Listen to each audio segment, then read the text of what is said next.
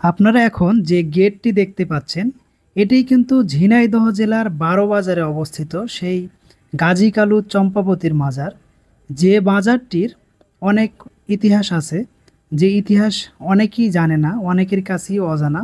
তো আমার কাছেও অজানা ছিল। আমি এখানে না গেলে ইতিহাসটা সম্পর্কে কিন্তু জানতে পেতাম না।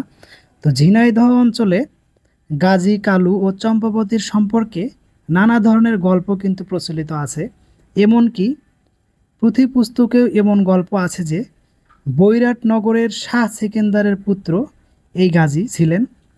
তার মাতার নাম অজুপা সুন্দরী ছিল। তিনি ছিলেন বলি রাজার কন্যা। অজুপা সুন্দরীর এক পালিত পুত্রের নাম কালু। কালু গাজী কালু উভয়ই সিদ্ধ পুরুষ। শৈশবকাল হতেই গাজী কালু ছিলেন সংসারের প্রতি বৈরাগ ও উদাসীন। ফকিরি জীবনের প্রতি তার ছিল প্রগাঢ় অনুরাগ। সংসারের মোহ ত্যাগ করে গাজী একদিন ফকিরের বেশে কালুকে সঙ্গে নিয়ে নিরুদ্দেশের পথে বের হন। অনেক পথ প্রান্তর পাড়ি দিয়ে তারা ভাটি অঞ্চলে সুন্দরবনে এসে উপস্থিত হন। তাদের অসাধারণ আধ্যাত্মিক শক্তির প্রভাবে বনের হিংস্র বাঘ ও পানির কুমির পর্যন্ত বশীভূত হয়ে যায়।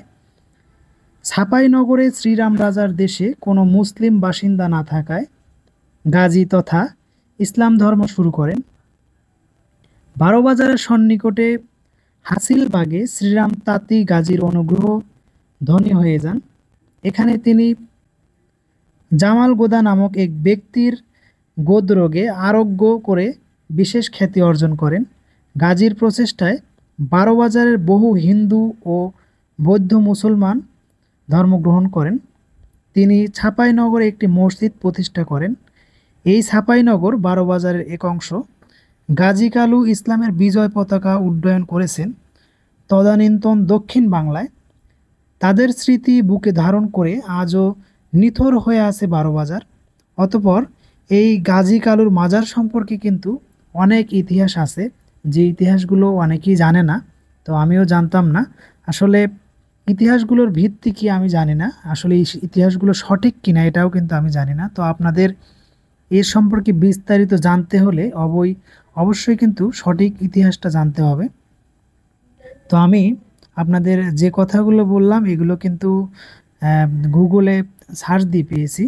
আর আপনারা এই যে বট গাছটি দেখতে পাচ্ছেন, এখানে এই বট গাছের একটা বিশেষ দিক হলো, দেখেন বট গাছের সাথে বিভিন্ন ধরনের জিনিস বেঁধে বেঁধে রেখেছে। তো আমি আসলে জানি না যে এটা বেঁধে রাখছে কি কারণে। তো আপনারা যদি এই বিষয়ে অবগত থাকেন অবশ্যই কমেন্টের মাধ্যমে জানিয়ে যাবেন। আর এখানে কিন্তু মেলাও হয়, বছরে একবার মেলা হয়। প্রায় সব ধরনের মাজারই মেলা হয়, তো এখানেও মেলা হয়। তো প্রথমে এই যে তিনটা কবর দেখা যাচ্ছে এখানে, গাজী কালু ও চম্পাবতীর কবর। তো এরা কিন্তু তিনজন ব্যক্তি। আমি প্রথমে ভাবছিলাম হয়তো দুইজন হবে, গাজী কালু একজন আর চম্পাবতী হয়তো একজন হবে, কিন্তু না, এখানে তিনজনের কবর। তো এর সম্পর্কে বিস্তারিত কিন্তু ইতিহাস নাই যে কোনটা কার কবর, কিন্তু জনসাধারণের কাছ থেকে